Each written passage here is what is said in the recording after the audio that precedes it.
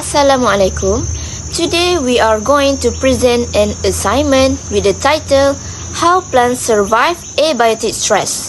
Okay, why we chose this title is because we are already familiar with how plants adapt to their environment. What does abiotic stress mean for a plant? Plant survival under abiotic stress refers to a plant's ability to endure and continue growing in the face of non-living environmental challenges, such as extreme temperatures, drought, salinity, heavy metals, and nutrients deficiencies. These stressors can negatively impact a plant's normal physiological functions, but through various adaptive mechanisms like altering water usage, changing root structure, producing protective proteins, or accumulating specific chemicals, plants can survive and maintain their growth despite these harsh conditions. Plants have developed various adaptations to survive abiotic stresses such as drought, flooding, high temperatures, freezing, soil toxicity, and salinity. Drought. To survive drought, plants increase the levels of abscisic acid (ABA) in their livers, which helps close stomata to reduce water loss. Their roots may be deep or spread out to maximize water absorption, and the stems may thicken to store water. Flooding. In response to flooding, plants like rice and yellow iris produce adventitious roots from parenchyma, air spaces in tissues, and regulate calcium flux to cope with low oxygen levels. They also reduce their transpiration rate. Freezing. To survive freezing temperatures, plants increase unsaturated fatty acids in their tissues, move water and sugars into the roots, and produce antifreeze proteins that prevent ice formation. They may also drop leaves to minimize the surface area to expose to cold. Soil toxicity.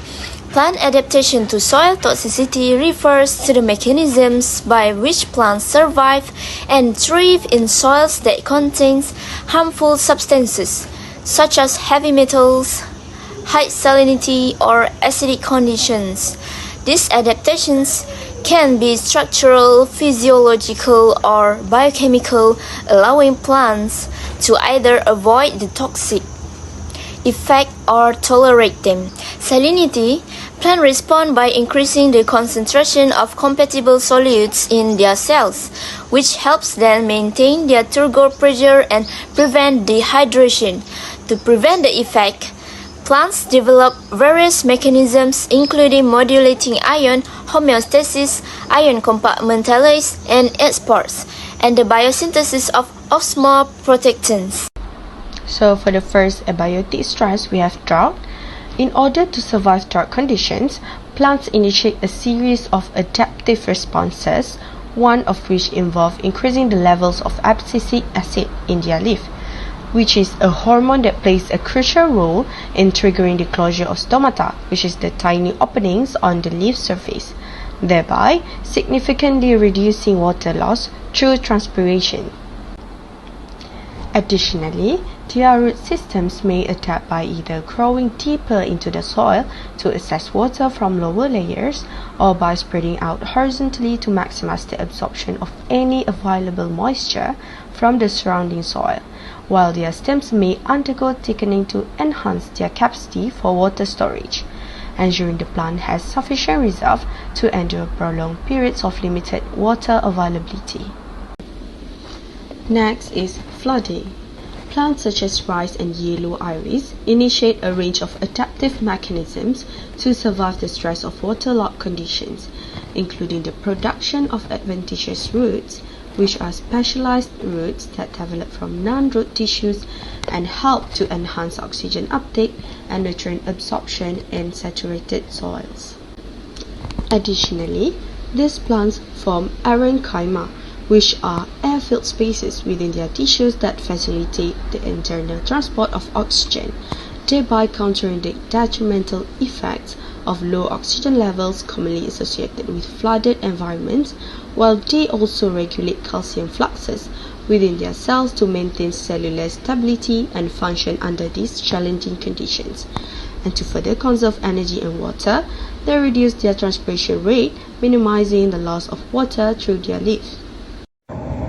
Besides that, to protect themselves from the damaging effect of high temperature, plants employ a variety of strategies, including the production of heat shock protein, which play a vital role in stabilizing and safeguarding cellular protein from heat-induced damage.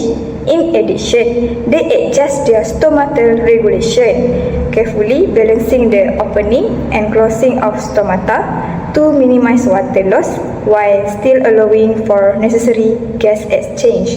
And some plants even engage in nocturnal activity where they open their stomata at night rather than during the heat of the day, thereby reducing water loss while still enabling the absorption of carbon dioxide for photosynthesis. Furthermore, certain plants adapt by altering the shape of their leaf or developing reflective surface, such as waxy or hairy coating, which help to reduce the absorption of excessive heat and thereby mitigate the risk associated with extreme temperature. To survive freezing temperatures, plants implement a series of adaptive responses, including the increase of unsaturated fatty acids within their cellular membranes, which enhance membrane fluidity and prevents the rigidity that can occur at low temperatures, thereby helping to maintain cellular function. Additionally, they move water and sugars into their roots or into the spaces between cells, a strategy that lowers the freezing point within their tissues and reduces the likelihood of ice formation, which could otherwise cause cellular damage. Moreover, many plants produce antifreeze proteins that act by inhibiting the growth of ice crystals within the cytosol and apoplast, further protecting their cells from the destructive effects of freezing. In some cases, plants may also drop their leaves to minimize the surface area exposed to cold temperatures, thereby reducing both the risk of ice accumulation and the loss of water through transpiration during the harsh winter months. For next abiotic stress is soil toxicity. Biochemical adaptation refers to plant strategies to cope with harmful environmental substances such as selenium toxicity in Central Asia and Australia. Some plants have evolved mechanisms to thrive in selenium-rich soil such as astragalus. Heavy metal toxicity presents challenges for plants like Agostis tenuis and Festuca ovina, which are highly tolerant to high concentration of these metals. These plants have developed processes such as metal sequestration, compartmentalization, and transformation into less toxic forms, allowing them to survive and thrive in polluted environments. The last abiotic stress is salinity. Plants adapt to salinity in several ways. For example, plants accumulate osmoprotectants such as bethanes or proline to maintain cellular hydration and enzyme function despite high salt concentrations. They may synthesize proteins and enzymes that help maintain the balance of ions within cells, preventing toxic levels of sodium from accumulating. Certain plants can excrete excess salt through specialized glands or structures on their leaves, where the salt can be deposited or washed away. The conclusion from the description of plant adaptation to abiotic stresses is that plants have evolved a range of psychological and structural mechanisms to cope with various environmental challenges. Each type of stress, which is drought, flooding, high temperatures, freezing, soil toxicity, and salinity, triggers specific adaptive response that help plants manage water balance, oxygen availability, temperature extremes, and ice formation. This adaptation ensures their survival and continued growth despite adverse conditions.